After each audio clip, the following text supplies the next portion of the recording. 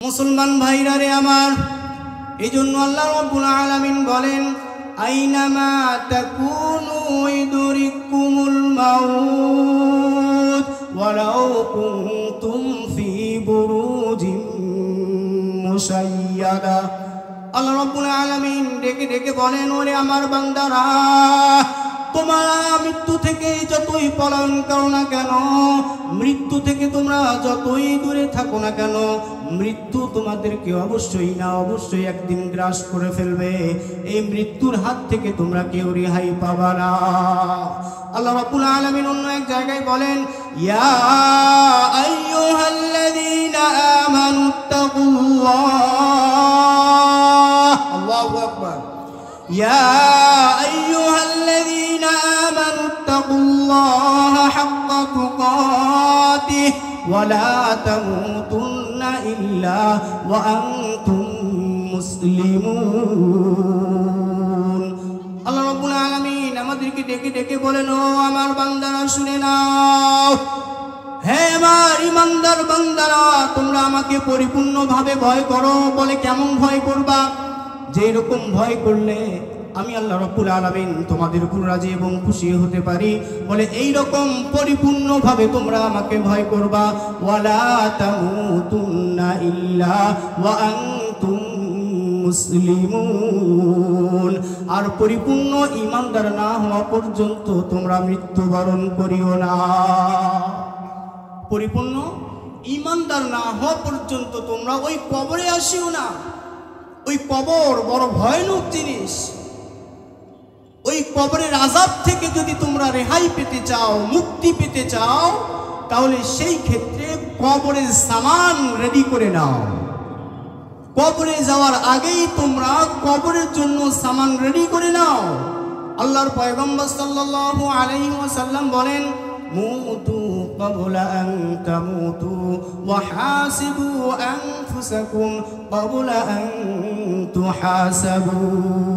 ওরে আমার উম্মতেরা, শুনে নাও, শুনে নাও, মুতু ক্বাবলা আন তামুতু, তোমরা মারা যাওয়ার আগে মারা যাও।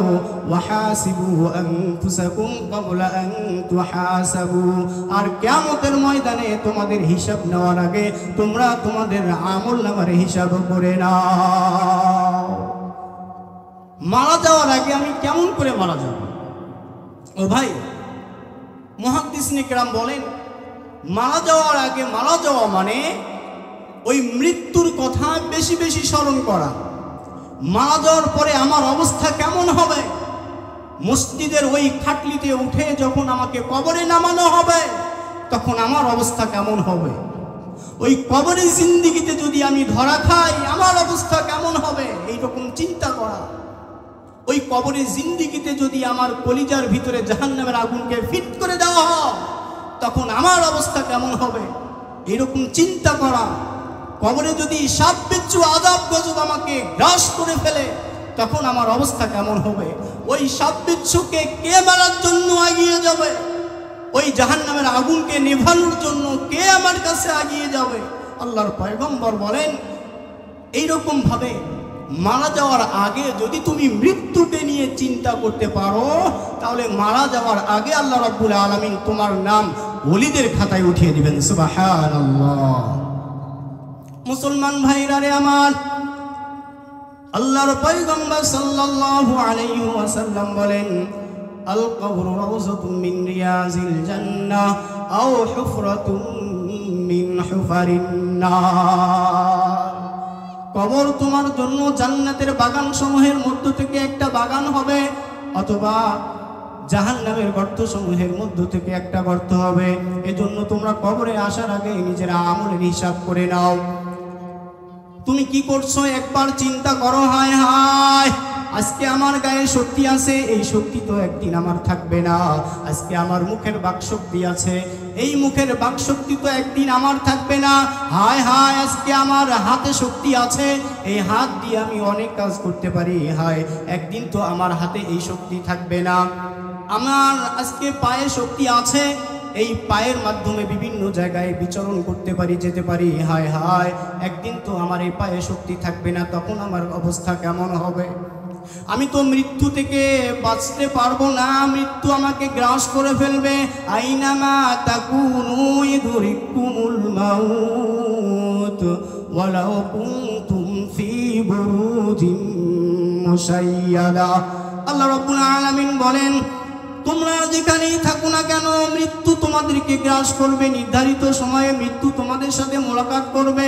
ওয়ালাউ কুনতুম ফি বুরুজিম মুশাইয়াদা, যদিও তোমরা মজবুত দুর্গের মধ্যে অবস্থান করো না কেন, বলে ওই জায়গায় গিয়েও মৃত্যু তোমাদের সাথে সাক্ষাৎ করবে।